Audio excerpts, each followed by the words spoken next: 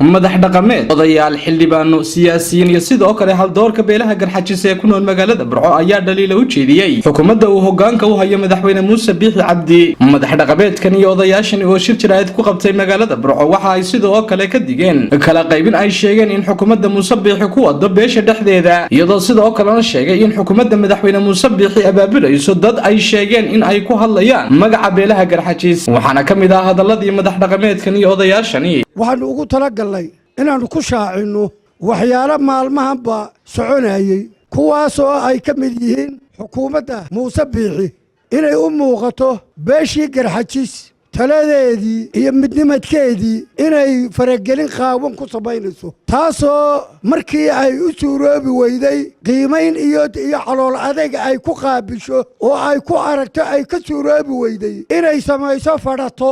Soomaalidu waxay tidhaahdaa midna wuu dhaha midna wuu dhala. qoladaa waxaanu arkaynaa qoladii noo dhali jirtay inay yihiin laakiin kuwii noo dhihi jiray inaanay ahayn. waxa laale iyo waxa ay yidhaahdaanna iyo waxay la tagaanna waxba kama jiraan. talada Garxajis waa meel. waxaanu maanta shirkan uu ku saabsan yahay weerar qaawan oo BIiixi uu ku soo qaaday beesha Garxajis, laakiin nasiib wanaag Soomaalida wax ku maahmaahdaa awrgaal laba roog yahay ma gagabiyo.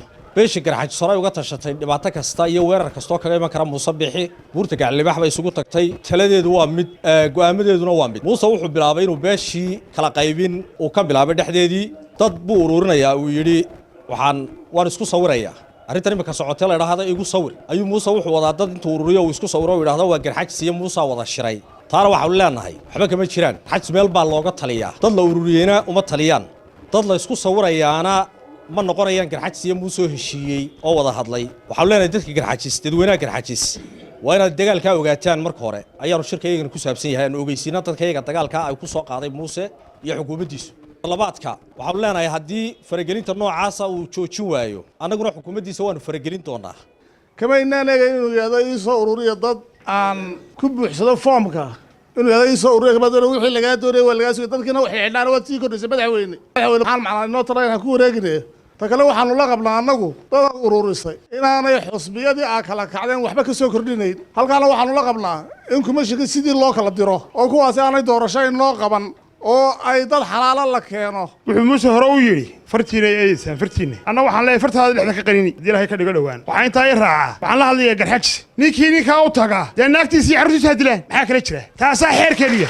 ninkii xiriyeelahow u tag muuse waa kaasi. muuse waxba ha la hadhin. awalkii shirkaas ayaati saddexda qodob ka soo baxaya maantana halkaasay kuu maraysaa fartaada dhexda ka qarini. muuse halkan waxaad ku ururisay shaqaalihii kuu shaqeeyay ama wasiir ha noqdaan ama dhiijiye ha noqdaan ama agaasimayaal ha noqdaan. waxaad inuu walba reerkiina cid ka soo kaxee reerkaad ka leedahay ka soo kaxee waa qaran dhisan sida reerkiina dhexda ugu maratay ayaa dhexda loogu martay. ninkaad u yeedhaan waxba kuu kordhin maayo. qodaxduun baad isku sii eriday. macaaridka maanta u bilaabmay markaad fadhatada bilowday waxaad ka heshaad leedahay macaaridna maanta inoo koowa soo dhaweynina ma jirto. hawl iyo macaarid iyo gacan qaadal iyo hawlina way bilaabatay. waxaanu halkan ku caddaynaa dadka la sheegayay leeyahay waa la ururinayaa oo Garxajis bay matelayaan inaanay Garxajis matelin una hadli karin magaciisana ku hadli karin. waxaan leeyahay taagul wadayntu muuse adiga xukuumaddaada waxba kugu kordhin mayso, Garxajisna caafimaad u noqon mayso. waxay kala fogeysan mooyaan qolyaha halkaa uu urursanaya maanta uu urursadayna waxaan leeyahay kuwaasi xadhkageel ma wada xidhaane dad Garxajis wax kaaga taraya in marba in laga soo urursado oo lagu hor keeno waxba kugu kordhin mayso. siyaad barray wuxuu noqon weyday, ingiriiskii baa qayb iyo xukun waxba ugu qaban weyday. waan u soo joognay tanoo kale. adigu haddaad halkaa ka bilowdo xukuumaddaadu nusqaanuun bay ka sii qaadaysa.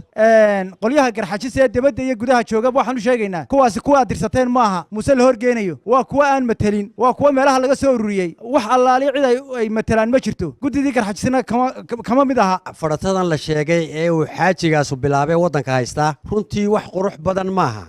guryaha albaabada laga galaa, albaabkii baa loogu taaglayuu daaraddu ka soo dhacayaa soo maaha. daaraddana waxaanu kaga samayn doonaa raser wire mid googooya oo aanu ka soo dhici karin. anaa guddoomiye ka ahaa gacan libaax.